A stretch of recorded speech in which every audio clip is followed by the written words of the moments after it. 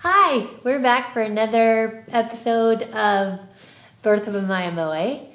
I'm leaning down like this because my lovely assistant Gordon needs to help me so he can't hold the camera. And we are going to remove these sides from the bender and install the neck block, and I need his assistance. So you'll see that I'm going to remove these clamps first, and then we'll take these out, and then I won't have to bend over like this anymore. All right, here we go. So I'm going to just remove the clamps. Gordon is there. You can say hi if you want. Hello. Because the spring steel wants to spring up, and I don't want them to do that and damage the sides. So Gordon helps me remove these. If you can see that. I'm going to go over here. Do that. So I'm holding the bottom piece of spring steel down so it doesn't, right here, Oh, sorry. Yeah. so it doesn't hurt the sides and try to unbend them. And it wouldn't unbend them. It could break them or just cause trauma that we don't want to cause. Good. Okay, I'll go back to the camera. All right. Okay, so I've got my two sides here. They look identical, very good. And if you remember, I marked at each end with an arrow which side was going to be, the top was going to attach to. And those should sit perfectly flat on the table, which they do. So the next thing I do is I'm going to grab a mold so that I can, let me just make sure that this is not in use. This looks good. So I'm going to clamp these into the mold kind of loosely, kind of reference the waist like that. And then I pull it in at the shoulder. I'm not going to worry about the tail block because we're only installing the neck block.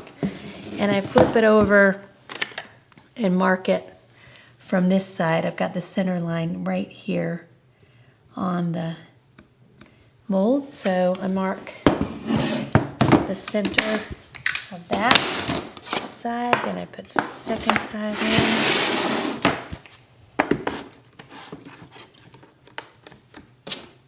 Somebody had asked in one of the videos, how do you get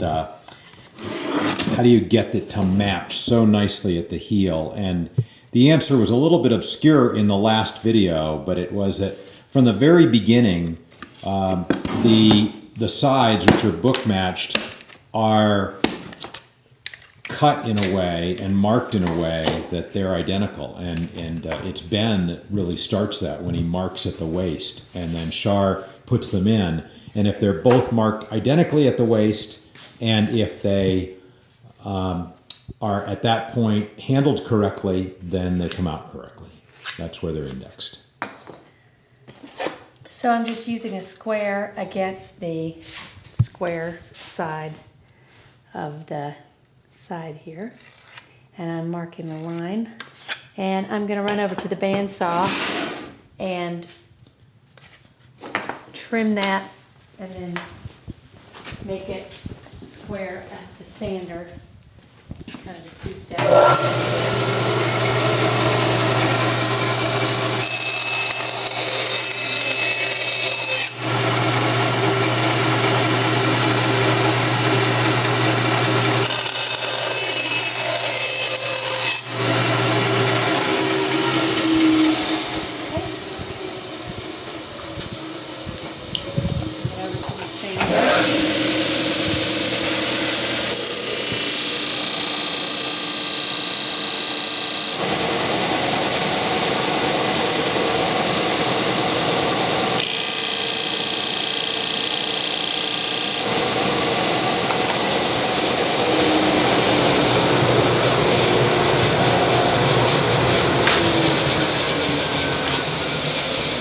We also come back to shop safety. I mentioned in the last video that we always wear eye protection at Power Tools, and Shar has forgotten it on these, and that's part of the problem with, like, you do a video and it's funny, you just get a little bit out of your normal rhythm. Yeah. But so anyway, now those have been cut and sanded square at the neck block. And this instrument is getting a Porterford cedar neck, so we're going to use a Porterford cedar neck block, the same material, since that gets a dovetail joint. We want the same material for both pieces. And all I'm doing here is I'm just giving a little bit of relief on the edge of the block so that as the sides, because they move into a bend, then I don't want there to be such a sharp edge there. Just gonna blow that off. Okay. And I am gonna take from yesterday's instrument, I'm just gonna take this, the clamps and neck block off here.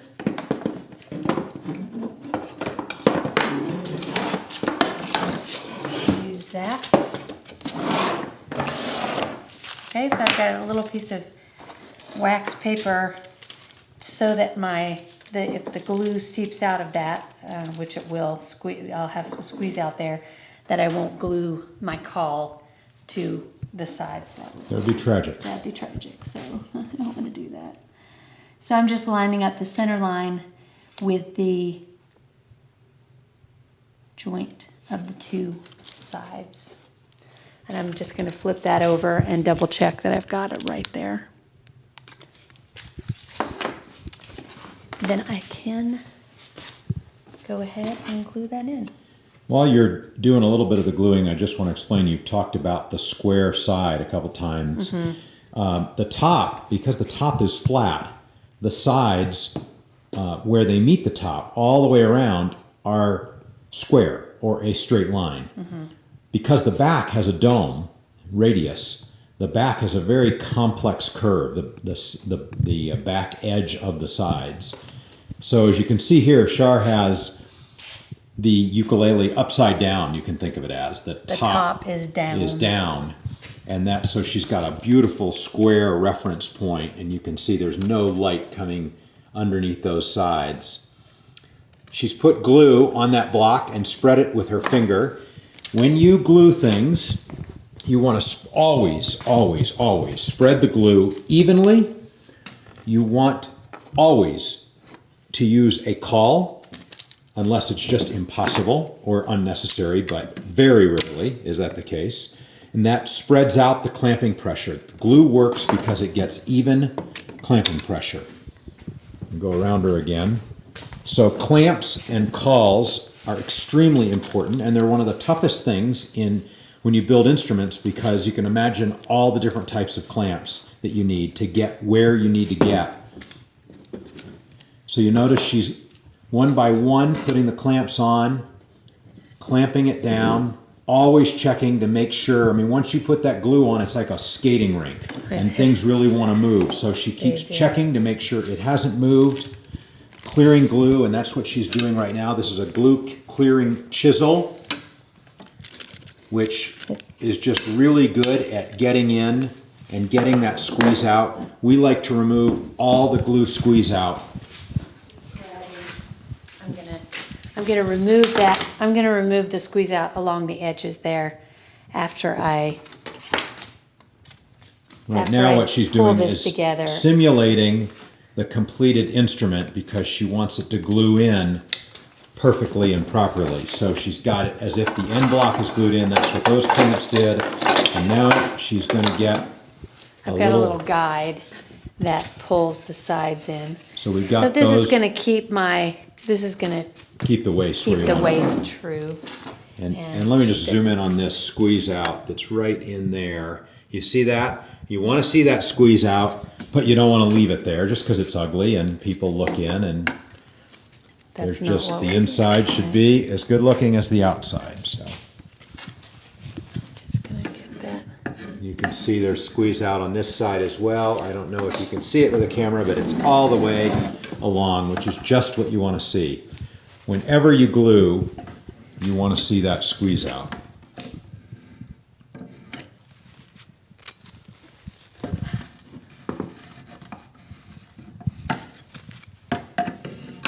Yep. Get as much of that as I can. That's pretty good. Now she'll just get in there and clean up both sides with that rag. Sorry to keep jumping around like this, but it's the only way you get a good picture. Made my clamp come off.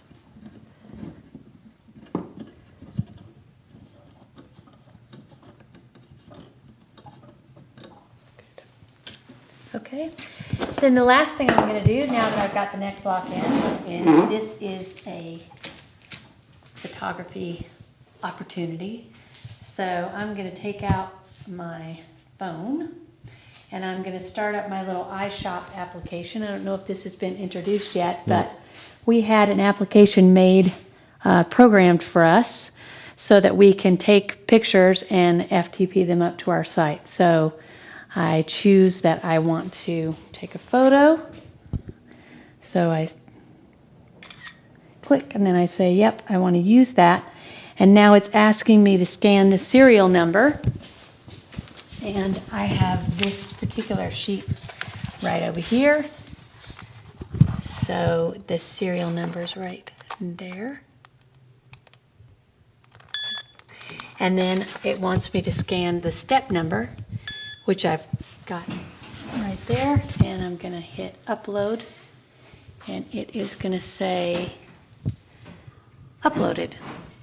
So now the owners of 1527 can look in their on their Uke Tracker page, and the first photo will be available for them to see. Exciting. All right, thank you. How convenient is that? Aaron just came in and we'll film bracing. He's got a cucumber. Aaron has brought lunch. Yay! He's chiseling a cucumber.